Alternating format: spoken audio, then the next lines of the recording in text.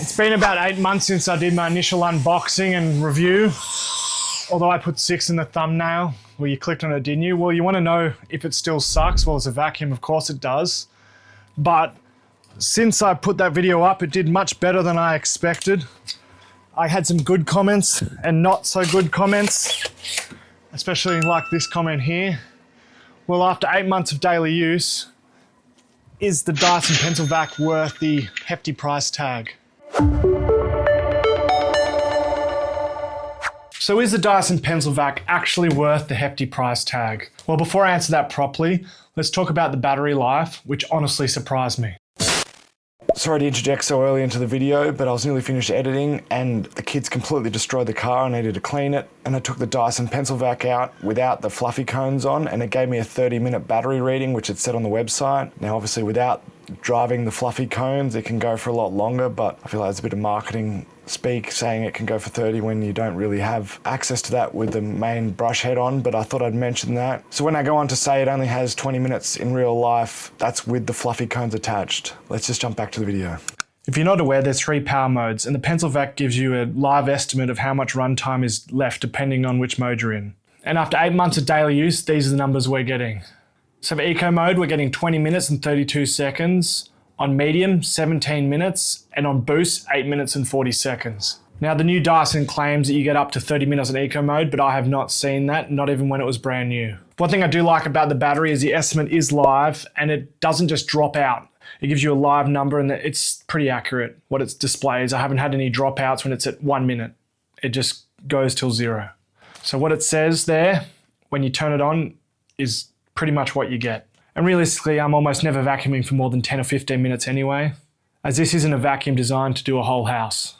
Now, a lot in the comments were comparing this Pencil Vac to the Dyson V series. You're saying, oh, it's nowhere near as powerful. Well, the people who are saying that aren't really getting the point of what this vacuum's for. The best comparison I can think of is a truck versus a little compact hatchback car. Sure, a truck might be great on the open road, like the wet vac I got back there for this workshop downstairs.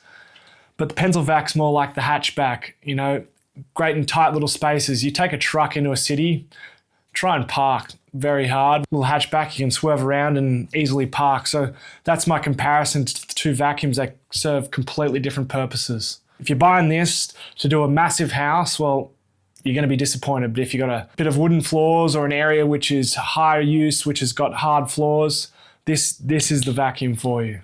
We're finding we're using this Pencil Vac multiple times a day, and that's because of 2 big reasons. And the 2 reasons are charging and emptying it. The emptying system is honestly the best part of the whole design. Most vacuums make emptying the bin annoying enough to put it off.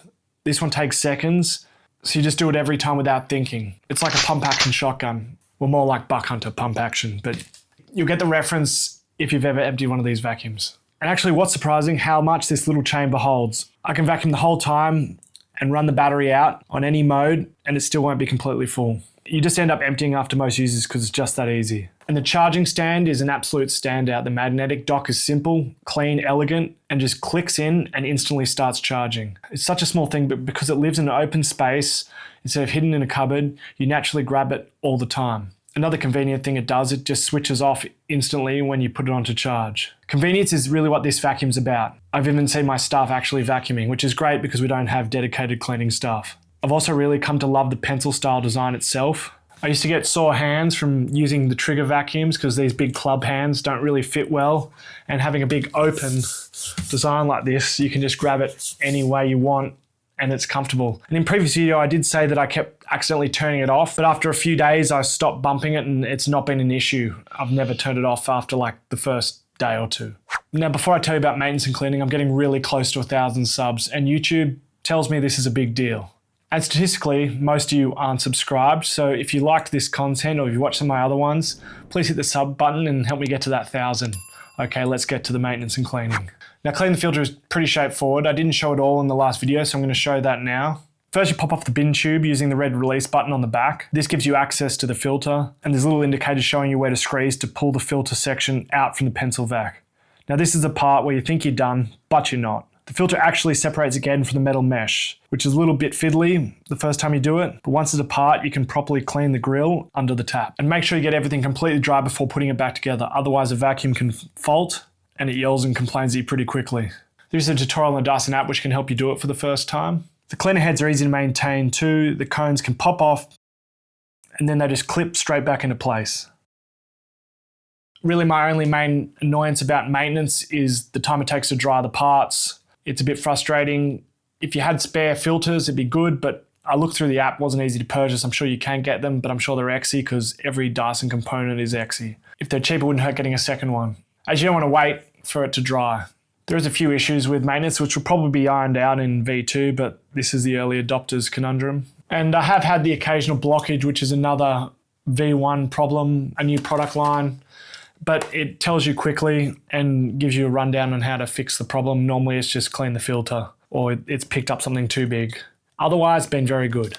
Another thing they showed in the demo was the fluffy cones and shooting hair out. I've been using it 8 months, still haven't seen that happen. Really cool in the demo, but haven't seen it happen. I'm sure it worked because I've not had anything tangle and I haven't even had to pop it out. The only reason I popped out a cone to have a look was because I had a comment about, oh, well, I couldn't clean the cones. They didn't come out. I was like, well, they do. They come out very easily, as you just saw. Yes, I know I use it on carpet. I said I was going to. I know it's not supposed to, but as an industrial designer, I love to stress test things. And after 8 months, I've not heard any creaks. It's all running perfectly fine. And it works reasonably well, mostly on low pile, very thin pile carpet, not the thick stuff in the office. And the wooden floors and the rest of the house and the eating areas are just phenomenal. But it is holding up very well. So you people in the comments, it's still holding up. And if I get another year or two out of this, I'll be stoked, which I think I should get more because I've not really had any issues so far. Other things like, because you've got this such a low profile and this goes low, getting under furniture is really great. Getting up against the edge of stuff, amazing. Nothing that's great, which I've seen on other Dysons, is the green light. It actually really does illuminate dust and you're like, oh crap, everything's a bit dirtier than I expected, which makes you vacuum more, so I suppose that's a good thing. The cleaner head still glides along the floors, feels very premium. It nearly feels self-propelled. Just a great experience. I keep saying great experience, but it is. It's just easy to use. Go to it all the time. Gets used multiple times a day. It's so convenient. The kids grab it. I see them vacuuming. That's a big plus because they're lazy. And overall, I'm extremely happy with the purchase and don't regret it at all. The comparison I made in the first video about this being more like a whippersnipper or weed whacker and your normal vacuum being more like your lawnmower still stands. If you've got a decent sized house, this won't be everything. Even an apartment, you're set. This is more like a utility tool, and it's been a great utility tool for us, and that comparison's still apt 8 months later. Yes, it is worth the price, and I need to say that I did purchase this with my own money, wasn't sponsored, Dyson didn't send me anything. Last video got over 100,000 views, still didn't get sent anything, so this is my thoughts, my opinions. Take it with a grain of salt. Love it. Don't forget to subscribe if you haven't, and see you in the next one.